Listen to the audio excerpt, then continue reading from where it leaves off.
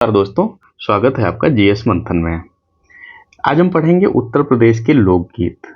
आप सबको मालूम है कि उत्तर प्रदेश की कोई भी परीक्षा हो, चाहे वो पीसीएस की हो, चाहे पेट की हो या एलटी ग्रेड हो, यानी कोई भी जो यहाँ पर परीक्षा आयोजित होती है उसमें सांस्कृतिक खंड से कुछ न कुछ प्रश्न जरूर आते हैं।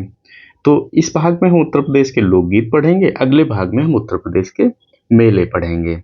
आप वीडियो में पूरे बने रहिएगा, जिससे कि आपका ये टॉपिक यानी जो जो हमारे उत्तर प्रदेश में लोकगीत होते हैं और हमारी परीक्षाओं में पूछे जाते हैं वो हमारे कंप्लीट हो जाएं और आपको बेहतर तरीके से समझ आ जाएं।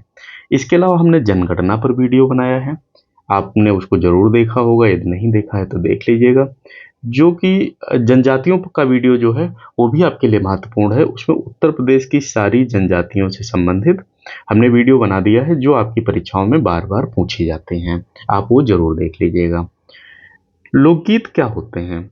लोकगीत एक ऐसे गीत हैं जो कि फिल्मी दुनिया से तो अलग हैं, जो कि सामाजिक मान्यताओं के आधार पर, क्षेत्र के आधार पर अलग अलग बटे रहते हैं।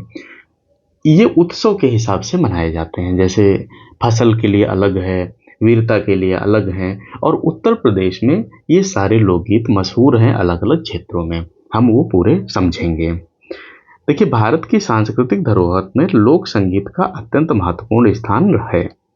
उत्तर प्रदेश, जिसे भारतीय संस्कृति की गंगा जमुनी तहजीब का केंद्र माना जाता है, यहाँ की मिट्टी में जन्मे लोकगीत जीवन के हर पहलू को छूते हैं। ये गीत मनोरंजन नहीं बल्कि समाज की स्मृति, परंपरा और जीवन मूल्यों का दर्पण है। गांव की चौपालों से लेकर विवाह मंडप तक, खेत खलिहान से लेकर धार्मिक उत्सव तक हर जगह लोकगीत गूंजते हैं। देखिए, हम आपको इसमें थोड़ी थ्योरी इसलिए बताते हैं कि जब आप मेंस लिख रहे होंगे तो आपको वहां पर शब्दों की जरूरत पड़ेगी। फिर आप शब्द कहाँ से लाओगे? कई बार क्या होता है, कई परीक्षार्थी, कई बच्चों के साथ ऐसा हुआ है कि उनको चीजें पता हैं, मेंस में उन्हें उत्तर पूरे पूरे पता हैं, बस उनके पास वो शब्द नहीं है जिनसे वो उत्तर की व्याख्या कर सकें और वो संभावित प्रश्न नहीं हल कर पाते हैं। उत्तर प्रदेश का इतिहास समृद्ध और विविधतापूर्ण रहा है।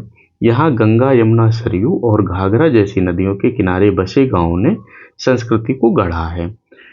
लोकगीतों का आरंभ प्राचीन काल से हुआ, जब अपने सुख दुख, वीरता और प्रेम की भावनाएं गाकर अभिव्यक्त करते थे लोग। धीरे धीरे ये गीत परंपरा का हिस्सा बन गए। लोकगीतों में न केवल धार्मिकता बल्कि सामाजिक रीति रिवाज, खेती बाड़ी, त्योहार, पारिवारिक घटनाओं का भी सुंदर चित्रण मिलता है। अब हम देखते हैं कौन कौन से लोकगीत हमारी परीक्षा में आते हैं। जैसे वीर रस के जो गीत हैं उनमें पहला जो है वो आल्हा है। इसमें हम ये देखेंगे कि किस क्षेत्र में ये प्रसिद्ध है और उस लोकगीत की क्या ऐसी खासियत है जो हमसे पूछी जाती है।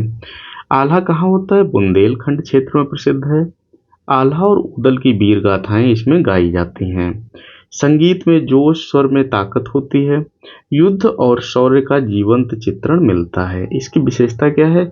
ये युद्ध के बारे में आपको चित्रण करके बताता है और वो पूरा गायन शैली पर रहता है। इसके बाद है लोरिकायन। पूर्वांचल और बिहार के कुछ क्षेत्रों में गाया जाता है। वीर लोरिक और उनकी प्रेम कथा पर यह आधारित है। इसमें साहस, प्रेम, त्याग की झलक दिखाई देती है। अगला जो लोकगीत है वो है ऋतु एवं पर्व से संबंधित।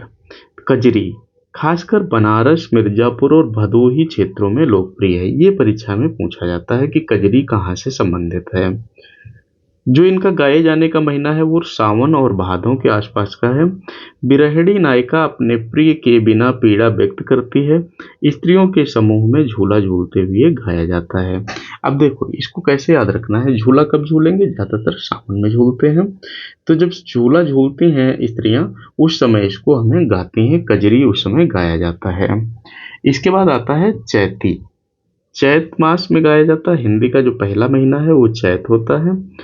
खेत खलिहान और ग्रामीण जीवन का चित्रण है। इसमें नारी की भावनाओं और सामाजिक रिश्तों की झलक देखने को मिलती है। अगला है हमारा फाग या फगुआ।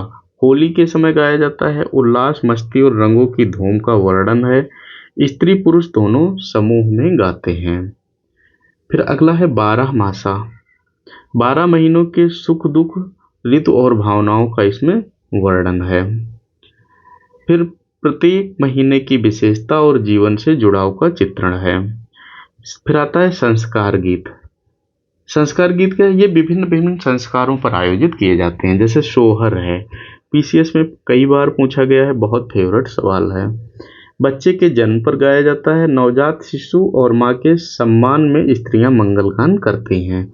सोहर पढ़ लेना, याद कर लेना, दिमाग में रखना, कब गाया जाता है यही पूछा जाता है। विवाह गीत जो हैं ये शादी ब्याह में गाए जाने वाले गीत होते हैं। इनमें मंगला, मयूरा, विदाई गीत प्रमुख हैं। मंगला, मयूरा और विदाई गीत प्रमुख हैं।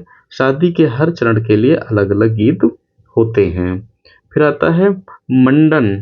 मंडन गीत में क्या है, जैसे शादी ब्याह में आपने देखा होगा मंडप बनता है ना, मंडप सजाया जाता है, तो उसके नीचे जैसे तिलक है, हल्दी है, अन्य विवाह रस्मों में ये गीत गाए जाते हैं और महिलाएं जो है टोली में ये गीत गाती हैं। इसके बाद आता है भजन, यानी धार्मिक गीतों में क्या आते हैं, जैसे भजन हो गए, कीर्तन हो गया, तो ये भगवान की स्तुति में गाए जाते हैं।